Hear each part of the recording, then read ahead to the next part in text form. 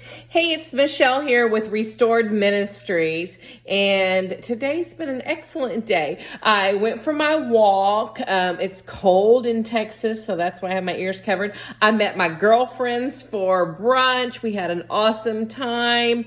And I'm just home. I'm finishing up some things, and I wanted to share a little bit of things with you that God's been kind of laying upon my heart. Okay, so I started doing this 5-day prophetic challenge with Roma Waterman. It's online, it's free, it's great.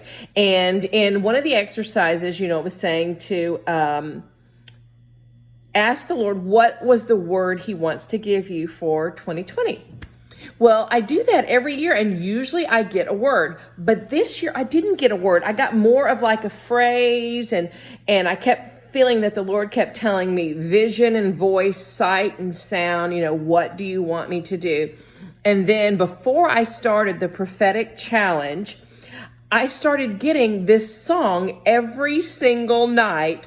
I would be woken up myself singing this song, awake my soul and sing his praise out loud. That's the only phrase. And then it would awake my soul. And I'd be like, that is the oddest thing. I don't even recall that song. I don't know what song that is. So I went to my playlist on my phone, and it was a Hillsong song called Awake My Soul.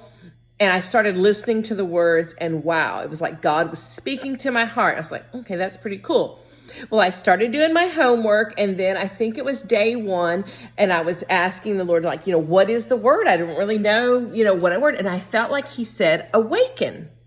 And I'm like, awaken? That's a weird word, And then I started humming kind of the little tune by Need to Breathe, if you're familiar with it, that says, wake on up from your slumber, baby, open up your eyes. And I'm like, okay, maybe I'm slumbering. Maybe God's saying, waking. What does that mean? But usually when I know the Lord is speaking to me, he'll say kind of like, I'll get an impression like I need to go unpack it in like a dictionary or things like that. So what I did is I pulled up the dictionary and looking, awaken is a verb, and it's arouse from sleep. It's a feeling, to rouse a feeling. But then the third definition is make someone aware of something for the first time. And I'm like, nugget drop, like Kim says, nugget drop. And I was like, wow, okay, so what is this doing? And then yesterday, I was like, okay, what exactly are you wanting to speak to me? And I was like, awaken, that's my word, doing all my stuff, doing my prophetic homework in the prophetic challenge. And then I started hearing almost like an audible phrase, the next great awakening. And I'm like, that's odd. Is that like from a song I've heard, or did I see something on TV? What is that? And I'm like, the next great awakening, the next great awakening.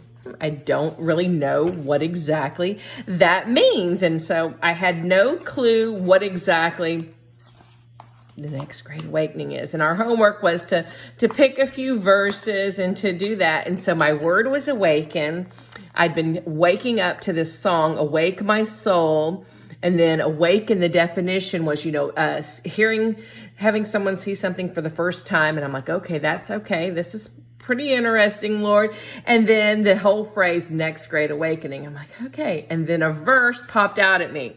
It's Isaiah 50 verse 4, and it says, the Lord God has given me the tongue of disciples that I may know how to sustain the weary ones with a word. He awakens me morning by morning. He awakens my ears to listen as a disciple. And I'm like, okay, Lord, that kind of goes in line with the whole sight and sound, voice and vision. I'm supposed to be hearing things, but why do you keep telling me the next great awakening? Well, guess what the Great Awakening was? The Great Awakening was from 1720 to 1745. It was a period of intense religious revivalism that spread throughout the American colonies. The movement de-emphasized the higher authority of the church doctrines and instead put a greater importance on the individual and his or her spiritual experience.